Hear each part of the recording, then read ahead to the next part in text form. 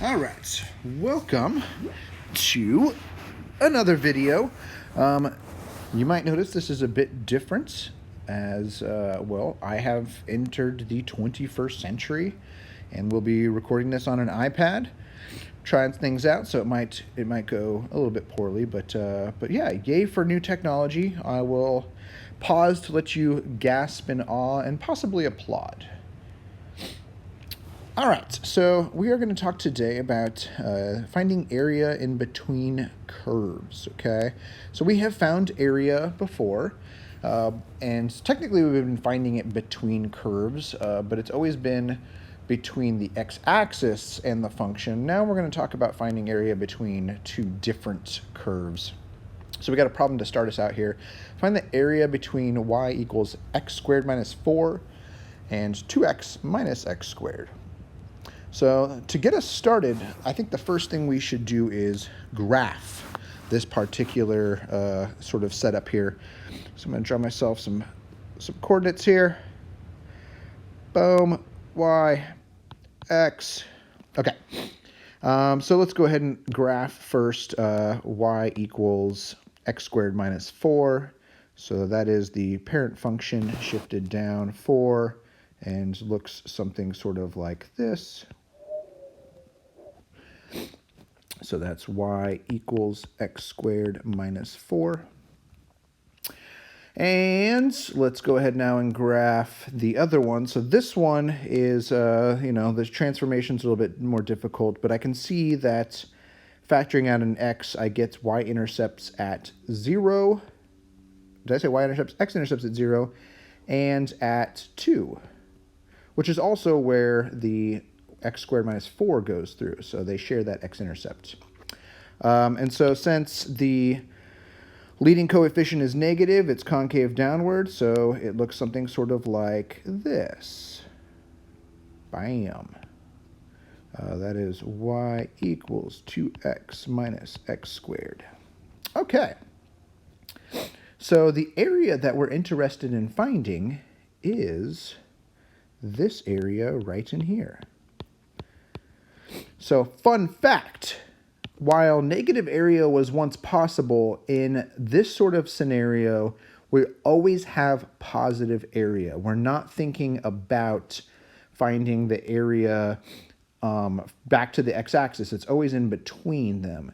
And so to help us sort of see why it's going to be positive here, what we do is we draw in what would be like sort of a rectangle that would help us approximate. So if we were just approximating, if you thought back like way to the very beginning of finding areas, everything was done with rectangles.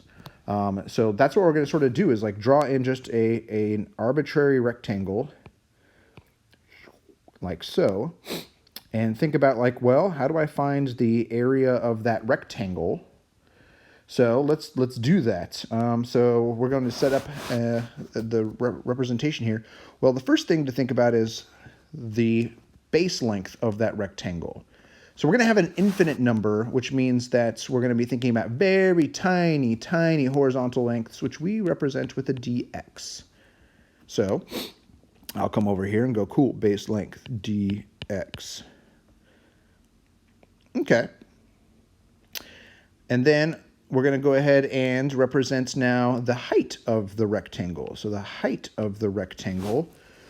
So we got to think about, well, how do we calculate this distance? Well, it's any rectangle. So I drew this one in. You could have drawn it really anywhere within here. The rectangle is, the top of the rectangle is being determined by the green curve and the bottom by the purple curve there. And so to find that distance in between would be the green curve, which is 2x minus x squared. And that's then, we're going to subtract off the purple curve, which is x squared minus 4. So you can see here, like the rectangle I drew, and really actually every rectangle in here, the purple curve is taking on a negative y value. So in my case, it's a positive green value minus the negative purple value. So that will end up being a positive value minus a negative. So that's how you find the height of these things. So I'm going to come over here and write the hideout. So 2x minus x squared minus x squared minus 4 times dx. So that's one rectangle. That is how you find the area of that particular rectangle. The thing that we want to think about, though, is that it's not just one rectangle in there. We want to find the area of the whole thing using an infinite number of rectangles. So that's where the integral comes into play. This is telling us make the number of rectangles that you have approach infinity. From where to where? Well, that's a good question. We can see that the right bound is going to be 2. They share that in common. So plugging in 2 into this equation and into this equation gives us 0. So we know that that x-intercept is 2. So our upper bound over here is going to be 2. The lower bound is a little less obvious just by eyeballing. So we're going to have to do a teensy bit of side work here. So this is the point where these two functions intersect each other. So we're going to come over here real quick and do a little bit of side work. So let's choose a different color. Do I have a different color? I do. Let's go with that one. Okay, so here we go. We're going to go x squared minus 4 is equal to 2x minus x squared. All right, let's move everything over to one side. So add over x squared, subtract over 2x minus 4 equals 0. They appear to have a 2 in common. Let me pull that out so I can see what's happening here. And then I can see that that factors into x minus 2 and x plus 1, which means my intercepts are x equals 2, which we found. That's over there. And x equals negative 1. Okay.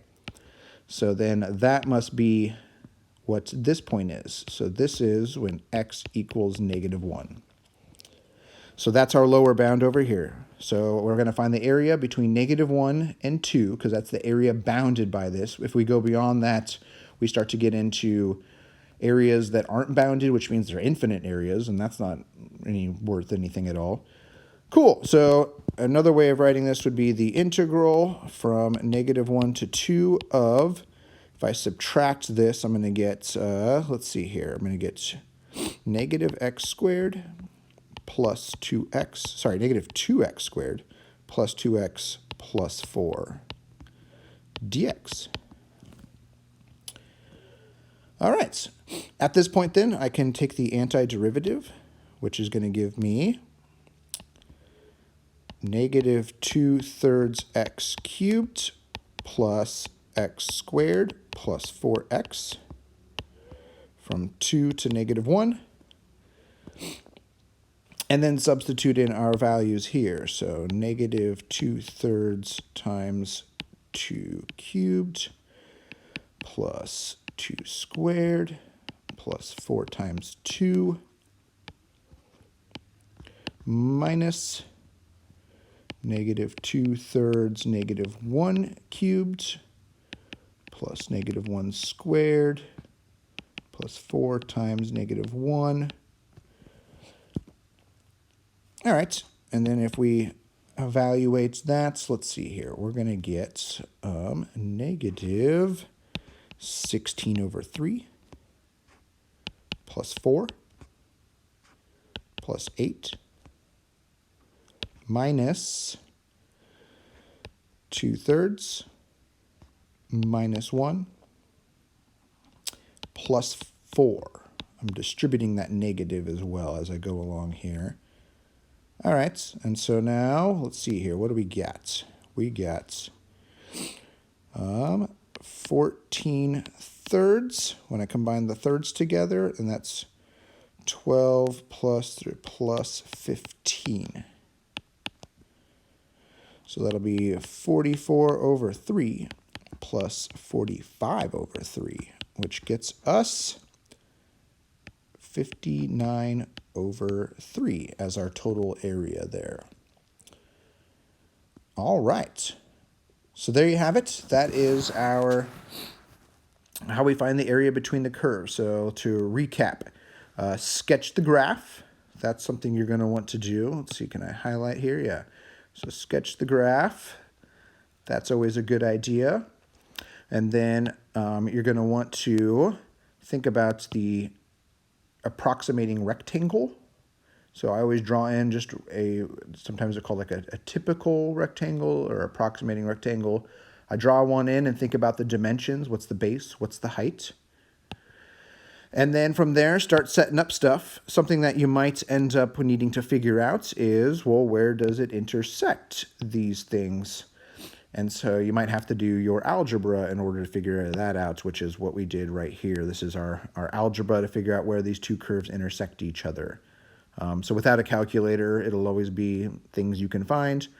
Sometimes you'll be given a calculator, though, and we'll actually talk in class about how the calculator makes quicker work of this.